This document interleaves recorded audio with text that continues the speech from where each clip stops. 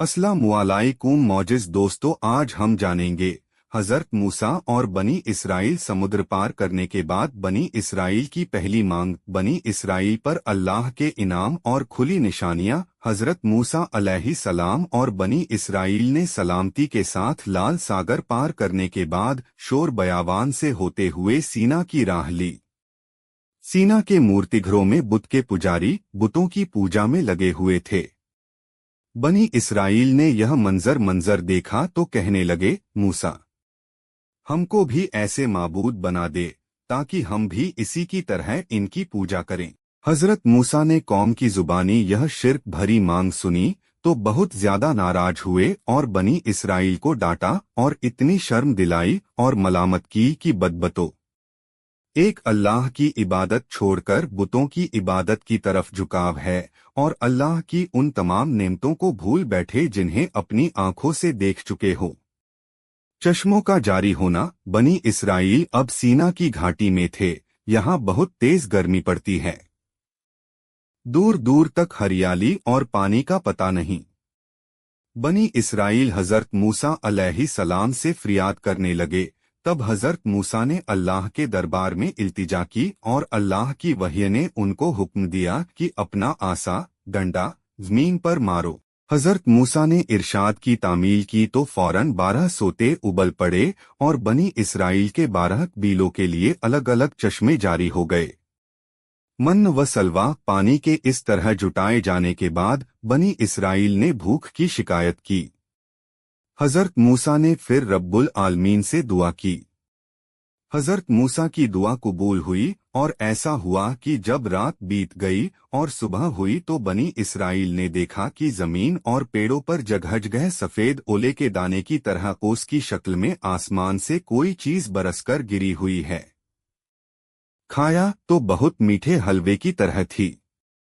यह मन्न था और दिन में तेज हवा चली और थोड़ी देर में बटेरों के झुंड जमीन पर उतरे और फैल गए। बनी इसराइल उनको भूनकर खाने लगे। यह सलवा था।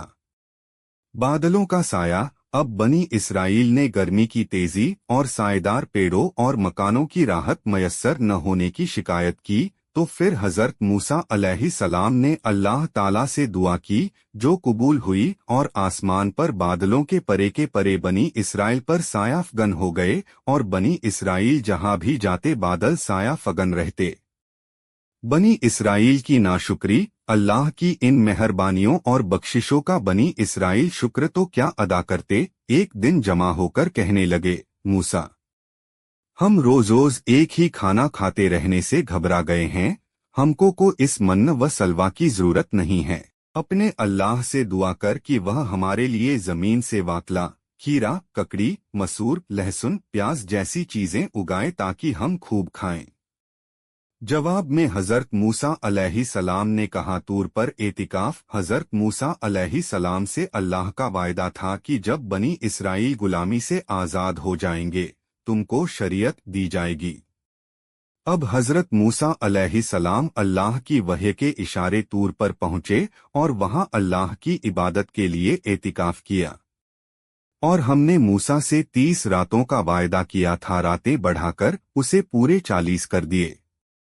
इस तरह परवरदिगार के हुजूर आने की मुकर्रर की हुई मियाद यानी 40 रातों की मियाद पूरी हो गई।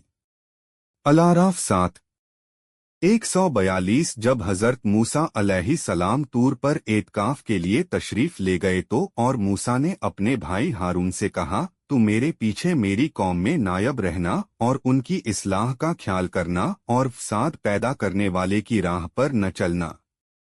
अल-आराफ 7 142 तजल्ली ज़ात। जब 40 रात पूरे हो गए तो अल्लाह ने हजरत मूसा को हम कलामी का शरफ बख्शा तो वह पुकार उठे, परवरदिगार, मुझे अपना जमाल दिखा कि तेरी तरफ नजर कर सकूं। हुक्म हुआ, तू मुझे नहीं देख सकेगा मगर हाँ, इस पहाड़ की तरफ देख। अगर यह तजल्ली हक की ताब ले आया और अपनी जगह टिका रहा तो मुझे देख सकेगा। फिर जब उसके परवरदिगार ने तजल्ली की तो उस तजल्ली ने पहाड़ रेजा रेजा कर दिया और मूसा गश खाकर गिर पड़ा। जब मूसा होश में आया तो बोला, अल्लाह, तेरे लिए हर तरह की तकदीस हो। मैं तेरे हुजूर तौबा करता हूँ और सबसे पहले यकीन करने वालों में हूँ। मौजिज़ दोस्तों, वीडियो अच्छा लगा तो लाइक और चैनल को सब्सक्राइब करना।